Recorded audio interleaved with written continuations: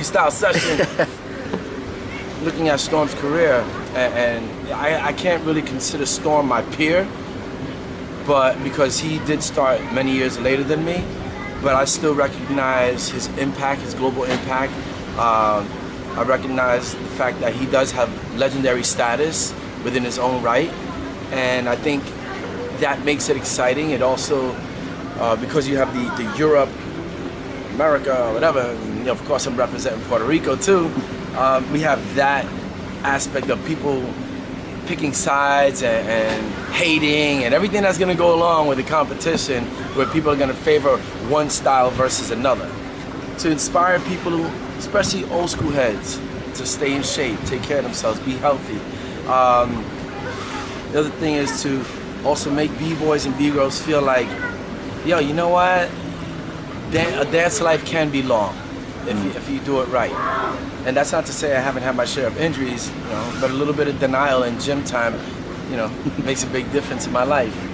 And just a shot in the arm for the hip hop scene in our own little way, just our little contribution. And I think because of the names, it should be pretty historic. Right now, this interview is being done in Singapore. Storm is here. Yesterday, Storm taught a class before me, so I knew that he worked out already. I taught a class after. During the Radical Force Jam, I'm walking around, and I see that Storm is, you know, chilling, doing his thing, and I got real antsy. So I went in a corner and worked out, because I felt like if he worked out once today, I got to work out twice. So that on top of, you know, getting with people that are gonna help me with my conditioning and things like that, and making sure that I'm entering the battle not as a person that's like, oh wow, he's 50, more like, yo, he's 50, you know, and I want to raise some eyebrows. I want to be able to kind of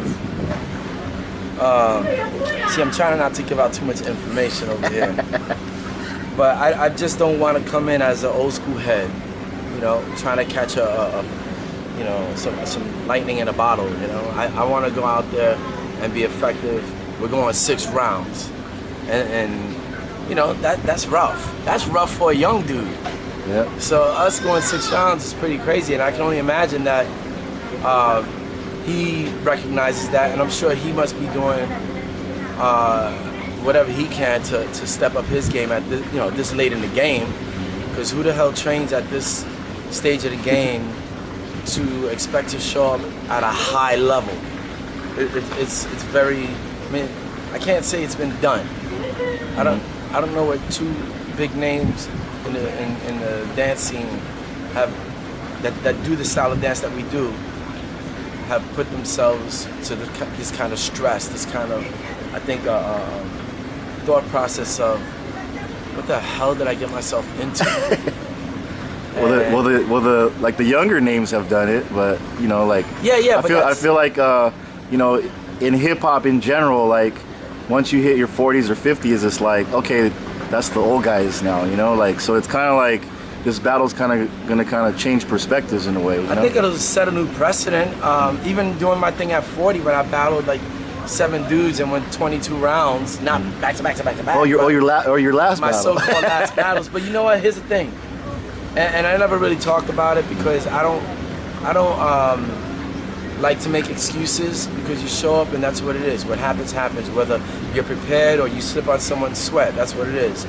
But you know, during those battles, I did 7 battles. I was supposed to do 10, and I did go. I was sparring in boxing 2 weeks before, and I had gotten like a really nice blow to the ribs, and I had bruised ribs, which, you know, it takes 8 weeks to heal from that shit, and I'm only here battling 2 weeks later. So 2 weeks before those battles, I couldn't do any cardio. I could barely stand. Yeah. So on the day of, it was really mostly adrenaline that got me through those 7 battles, and then I just got to a point where I felt so content, and I started thinking about, no, I'm good. Like I've had such a dope career. I've seen the world, and I don't, you know, my legs feel dead at this stage of the game, because I had to be sedentary for 2 weeks. But, you know, at the moment, I was like, I'm good. So I had 2 things on my mind. I only did 7 battles, and Ken Swift didn't show up. So I felt like there was some unfinished business on 2 levels. I feel like, you know, there has to be a high note at the end. A high note that I feel is a high note, not a high note that people feel is cool just because I'm a certain age. And it's like, wow, he's doing that. You know, for me, that doesn't really satisfy me 100%. I have to know that I was able to do everything and anything that I could to make sure that, you know, I go out like a warrior, win or lose. So is this your last battle? I would say so, yeah. I think this is kind of making up for the 3 battles that I didn't end up doing during those, you know, you know, 3 years ago. So yeah, you know, but I don't want people to get the wrong idea and think like I don't love teaching, because I love teaching. I want to keep. It's not like you're retiring. No, I'm not retiring. Even back then, I said I wasn't retiring. I was retiring from the battle scene, but. And even then, I think people like think that it's just over, but really, like a b-boy will still test you in the circle. So you're still gonna test people in the circle. Yeah, and how do you quit culture? It's hard. You know? don't. This ain't basketball. And even Jordan came back. So when people start looking at me like, oh, he's done, it's like, yo, I got a lot more to offer and to contribute to the scene, and whether it be lessons or stories and that's hip hop in general, not just breaking, you know. Yeah, so, exactly. I don't just cover the breaking field. Shit. So any last words? Last words are, this battle is dedicated to, from my side, is dedicated to the youth of Puerto Rico that are striving to become educated, great business people, and just proud of who they are, and putting that into action by making other people proud of them as they achieve certain things in life and work on themselves to be successful. All right. Any shout outs? Shout out to everyone that's helping me out, man. Shout out to yourself. Shout out to my boy Gennaro. Shout out to my man Neo, man Jose out in Puerto Rico. You know, those 3 dudes are trainers that I'm dealing with, and getting you ready, they're helping me along the way. Yeah, I mean, honestly, sometimes you could feel like you're doing this by yourself, and there are times that, you know, like I said, I sometimes at night I do think like, am I fucking crazy? Like, what the fuck am I doing? But the next day, you know, that moment of anxiety turns into an ill workout session.